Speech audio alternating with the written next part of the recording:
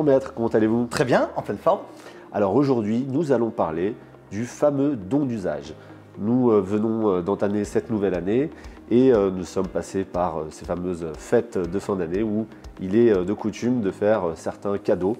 Alors parlons de ce don d'usage d'un point de vue fiscal, civil. Qu'en est-il? Alors, si on reprend le Code civil, l'article 931, la donation, c'est un acte très grave, très solennel, elle est devant notaire. Mais en pratique, si elle n'est pas reçue par un acte notarié, ça peut être tout simplement par la dépossession.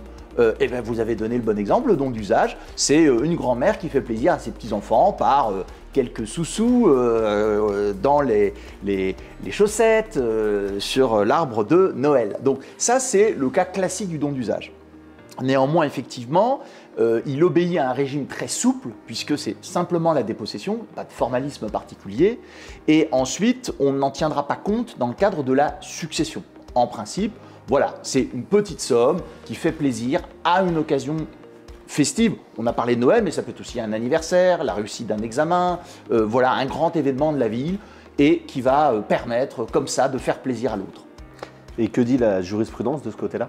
Alors, là encore, comme vous le dites, on va distinguer l'aspect civil et puis l'aspect fiscal. Sur le plan civil, le principe, c'est qu'il ne sera pas rapportable. On ne va pas en tenir compte dans la succession, on ne va pas rééquilibrer comme on l'aurait fait avec le reste du patrimoine, parce que une donation, eh bien, on en tient toujours compte. Au moment de la succession, on refait des calculs.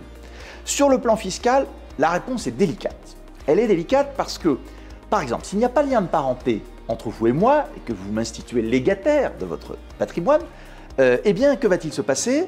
On va avoir une fiscalité à 60%, c'est énorme, après un abattement de 1 594 €. Donc vous voyez que 1 594, c'est pas gros. Bon, donc on a un point de repère qui nous dit que, bon, c'est un peu délicat. Il suffit d'une certaine somme. La difficulté, c'est qu'on est dans une tolérance. Oui, l'administration fiscale est tolérante en la matière, mais elle ne nous fournit aucune indication. Il n'y a pas de ratio particulier, il n'y a pas de montant. Donc, ça va être un peu du cas par cas. Et c'est vrai qu'on trouverait injuste qu'on soit surfiscalisé au-delà de ces 1 594 € dans le cadre d'une succession et qu'un don d'usage, effectivement, ne soit pas du tout fiscalisé. En résumé, il faut faire attention à la proportion de ce don d'usage en fonction du patrimoine de chacun. Pour approfondir ce sujet avec votre conseiller en gestion de patrimoine Astoria Finance, rien de plus simple, contactez-le et il vous accompagnera dans cette démarche.